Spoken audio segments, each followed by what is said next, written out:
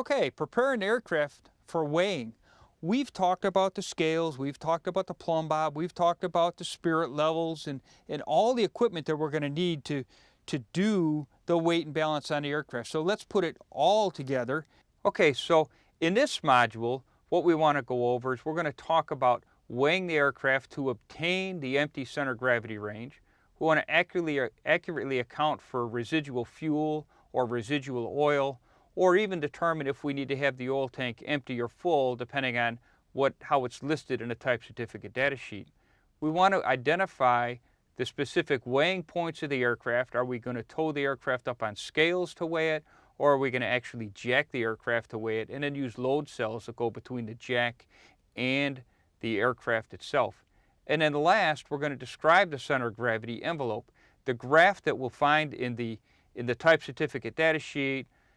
We're going to use that graph and we're going to find out, once we calculate the center of gravity, where it actually falls in that graph to make sure that the aircraft that we're going to sign this weight and balance off on is actually safe to fly. Let's get all our equipment out. Let's get our scales. Let's get our jacks. Let's get our leveling equipment. Anything we need that is recommended in the service manual, let's get it ready to go. Let's check our scales. We get them out there. When was the last calibration date on those scales? Are they still in cal? You know what? If they're not in calibration, we can't do a weight and balance. Let's look at our jacks. Are they safe? Are they serviceable? Is it something we can use? Inspect them good. You're getting ready to put an owner's aircraft up on jacks, and I suspect he would be a little bit disappointed if he came in and found his aircraft laying on the ground and a busted jack laying up underneath it. So get everything all together, inspect it, make sure it's all appears to be in good working order, do a good rundown, make sure the calibration is good, and then we're ready to go. Remember, we're going to talk about tare weight. We've got our chocks that are sitting up on these scales here. We need to compensate for that. Chocks are pretty simple to use. What if we had sandbags or something like that? Maybe there's sandbags somewhere in the aircraft. I'm not sure why they would be there, but if they were there, again, that would be a tare weight, something that would normally not be on the aircraft in flight. We're going to have to calculate for. Maybe the landing gear down locks. Maybe you've rolled it up on a scale and you've got down locks that are holding the gear in the down and lock position. Those would be classified as tare weight because we're not going to use those when we're flying. At least I would hope we wouldn't use those while we were flying. Here's our propeller protractor here. It's a level. It has a straight edge. It's got a couple of straight edges. We want to make sure that we get it level, and then we're going to go ahead and use it. The plumb bob, I showed you the picture of the plumb bob.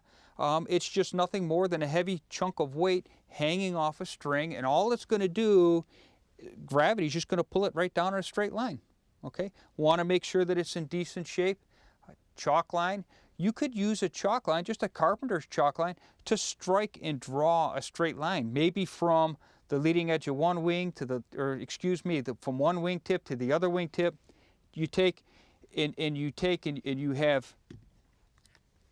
You've got your wing of your aircraft here, right? But you know what? Where the fuselage comes through on that wing, if you take your chalk line here and run it across and put it over here and we snap it, now you've got a nice perfect straight line, straighter than that, because when you're up under the wing of the airplane, you don't know, you could move forward and aft just a little bit, and that would, again, could throw off your measurements. So a chalk line comes in good, and it's going to leave a little chalk line on your hangar floor, but when you're done, it's pretty easy to clean up. And then we want to go ahead and just maybe put some masking tape in spots on the floor, because that chalk line is going to disappear over time. And then we're going to need some type of a measuring tape that we can actually get some real accurate measurements, typically going to measure in inches. Again, we're going to go to the FAA website. We're going to pull up the most current type certificate data sheet and make sure that the data sheet that you pull and you're looking at is for your airplane.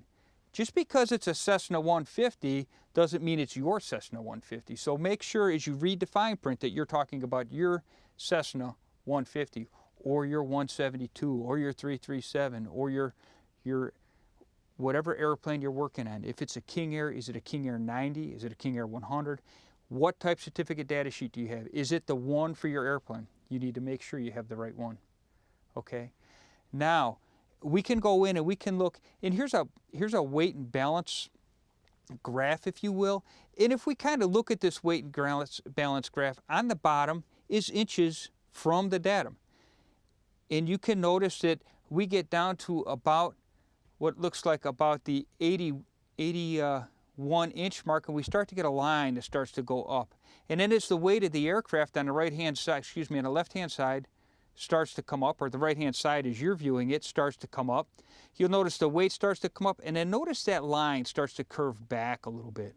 And then as the weight gets up more, it curves back some more until it gets to the maximum weight, and then it just goes horizontal right across the top. So long as you can keep your weight and balance in that chart right there, your aircraft is pretty safe. Anything after that solid red line back and forth, we've got an issue. Anything forward that falls out of that box is an issue. So we want to keep it right straight in that box. You might ask, well, why does it shrink as the aircraft get heavier? Well, because remember, as the airplane is coming in slow for landing, we don't want that nose to drop down. We want to keep that nose straight and level. We want to make sure that that pilot has full control of that airplane. And the manufacturer, when he designed the aircraft, they decided that at those weights, we want that weight and balance back just a little bit closer to the center of lift of that wing. We want to do our weight and balance in a closed hangar with no wind, no breeze, nothing like that blowing around, because any wind on that aircraft wing is going to change the weight. How does the wing create lift? By wind blowing across it, right? So if you get enough wind blowing across the wing, could that change the weight of the aircraft? Could it make one scale heavier than the other? Absolutely. So in a building, no wind, no breeze, okay? We want to account for the residual fuel. Did you verify that the fuel tanks were empty? Okay. Non-usable fuel. Is there fuel in the tanks? It's okay to have fuel in the lines. We just have it completely defueled. Weigh the aircraft with only residual fuel in the tanks and the lines. Again, follow the type certificate data sheet and make sure you have it configured just like they're looking for. Prior to 1978, an aircraft that was certified before 1978, the engine oil would actually be empty. But post-78 certification, we actually fill the oil tank and keep it full of oil during the weight and balance. So make sure that it is at its full mark. And now you don't want it a quart low or 2 quarts low. We want it full before we get ready to do our weight and balance check. Check and service the oil and bring it up to that full indication. If your type certificate data sheet is pre-1978, then we're going to have to drain the oil or fill it up and mathematically calculate how much oil is in the system and then how far the oil tank is from the datum, and then we can calculate the moment, and we would have to subtract that out just like we would subtract tare weight out. Hydraulic systems typically should be full. Drinking water, washing water, lavatories, drained. The constant speed drive, oil tank, that's part of the airplane, we want that filled. So the stuff we're going to use, we want filled. Again, follow the type certificate data sheet. It's going to tell us what each individual system should have on it, whether it's full or whether it's empty. Position the flight controls, the spoilers, the slats, the flaps, position them as per the manufacturer's instructions. Helicopter rotor is really, I mean, do you want it left? How do you want that positioned as you're getting ready to do the weight and balance? You want the flight controls where the manufacturer says put them, because moving them around, again, that could move your center of gravity forward or aft. Verify that the aircraft is empty. Okay, verify everything that's supposed to be in it. Look at your type certificate data sheet. Look at all the documentation. Make sure what's supposed to be on the airplane is there. Remove any item that would typically not be carried in flight. If there's stuff in the airplane that's typically not going to be there for the flight, then take it off the airplane during the weight and balance. Ensure everything is in the normal flight position. Doors are closed, panels are installed. We want that aircraft level. Make sure, double check. Did somebody leave a toolbox in the baggage compartment? Good place to secure a toolbox, I guess. But you know what? It can't be in there during the weight and balance. Replace all the panels, all the inspection panels. Everything needs to go back on the airplane. We want that airplane just like we would have it ready just for flight. okay? We want to go ahead and roll the aircraft up on the scales. We want to make sure that the scales are clean. We want the scales zeroized. We talked about this. We'll put the aircraft up on the scales, and then we want to go ahead and calculate the tare weight and go ahead and weigh each individual scale. Once the aircraft is on the scales, do not set the parking brake. If you set the parking brake, you're going to torque that airplane one direction or another. Again, that could cause some undue side stress, and it could cause some erroneous readings on the scales. So leave the chocks here loosely set against the tires, but don't set the parking brake. That's not required. Know the location of your jacking points. If you cannot find an exact location in the service manual, it doesn't tell you exactly where it's at, then you're going to have to measure the jack points just like you measured where your wheels were at. Find the datum, drop your plumb bob from the datum, drop your plumb bob from the jack point, and measure the distance in a straight line from the plumb bob that's at the datum to the plumb bob that's from the jack point to the datum, and measure that distance in inches. You may have to do it to all of them. Again, your left and right main ought to have the same distance from the datum.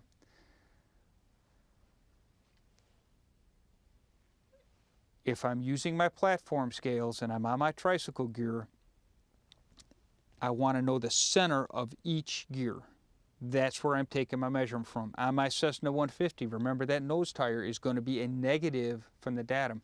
The datum is the firewall. That nose gear is about 14 to 16 inches forward of the datum. Maybe not quite that far, maybe closer to 10, but that's still going to be a negative 10. And then the mains are going to be after the datum, so they're going to be a positive number. So remember, when we're calculating weight and balance on that Cessna 150, you're dealing with positive and negative numbers. On your helicopter, we want to go ahead and get the scales up under the helicopter. The service manual is going to tell us where to put those scales at on those skids so that that aircraft, that helicopter, actually balances on the skids. Put them where it says, and again, then you're going to measure them and make sure that we have our right datum. When you're measuring helicopters, remember the difference between a helicopter and a fixed-wing aircraft is a helicopter, you've got maybe 4 inches to play with for your center of gravity range or your center of balance range, whereas a larger aircraft, you've got a lot more distance. Helicopters are a lot more sensitive when it comes to weight and balance. Here we've taken a plumb bob, we've measured our wheel, so we come over here, and then we've got a tape, and if you look, we're measuring the tape measure from the center of the wheel up to the datum. Notice there's a piece of tape on the ramp, and we're actually measuring from the center of the wheel to the datum, and then we're going to calculate that in inches. If we don't know the measurement, or we're unsure of the measurement, I highly recommend that we remeasure it. Your signature is what's going to go in that aircraft set of forms, and that's going to stay there till the next time that aircraft is weight and balanced. And every time we do a weight and balance, we're going to go back to the last weight and balance. And if you calculated something wrong, or you trusted what you thought may have been right and you didn't double check, all I'm going to say is just make sure all your measurements are right before you sign it off. Measure the distance from the wheel to the datum. Center of gravity range limits, we need to keep them within the safe range forward and aft all the time. Remember, some aircraft, for instance, this Piper Seneca, when the gear retracts, the center of gravity is going to move. Type certificate for the Piper Seneca, the CG range, if you look, it's going to give us different serial numbers, and then it's going to tell us at exactly where that center of gravity range should fall, depending on the serial number of that aircraft. The weight, you can see at 2,780 pounds, the center of gravity should fall somewhere between 80.7 and 94.6. As the weight increases, notice the center of gravity starts to move back. So it goes from 80.7, it shifts back to 82. And then when we get to 4,000 pounds, it shifts from 82 to 86.4. Notice that 94.6 never changes. No matter what the weight does, the furthest back that you can have a center of gravity range and keep safe in that airplane is 94.6 inches. We looked at that center of gravity chart we showed you a few minutes ago. Here it is. Here's another picture of it right here.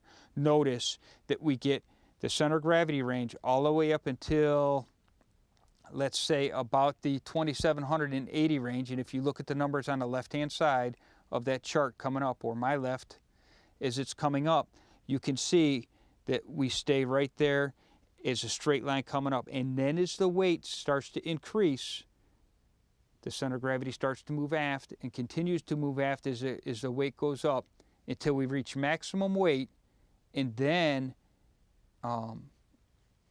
it never goes any farther aft than the 94.6 inches. So you can see that. And again, as the aircraft gets heavier, that center of gravity envelope actually shrinks, and that's normal for most airplanes. Okay, so as we summarize this module, we should remember that the calculation of the aircraft center of gravity is critical. It's certainly a critical part the pilot's going to rely on for the safety of flight. Before we begin the weight and balance process, remember there were some specific tools that we needed to have with us before we began the process. Things like a spirit level or a plumb bob. Certainly would want to have to review the type certificate data sheet. We just want to make sure we've got everything in place so that when we're doing the weight and balance, it can go smooth and we don't skip any steps in this critical process. The empty weight of the aircraft is going to include the residual fuel, or sometimes you'll hear it referred to as the unusable fuel. Okay? The aircraft type certificate data sheet is going to contain a lot of the information. It's going to tell us how we want that aircraft configured as far as the fuel load and the oil and any other liquids that are going to be on that airplane. It's also important to account for all of these fuels, or fluids. We need to make sure that if it's full, we know what the full capacity is, or if it's empty, are we relying on residuals, or are we relying on full tanks? All of this stuff is going to be accounted for during the weight and balance process. Going to need to calculate the arms. Remember, the arm is a measurement from the datum to the point where we're actually, where an item is installed or where the scales are at. And then the arm is going to be a critical part in calculating the moment. The center of gravity range is going to represent the range or the limit, forward or aft, that it must fall. And we need to keep the aircraft within that safe envelope that we're going to find in the type certificate data sheet.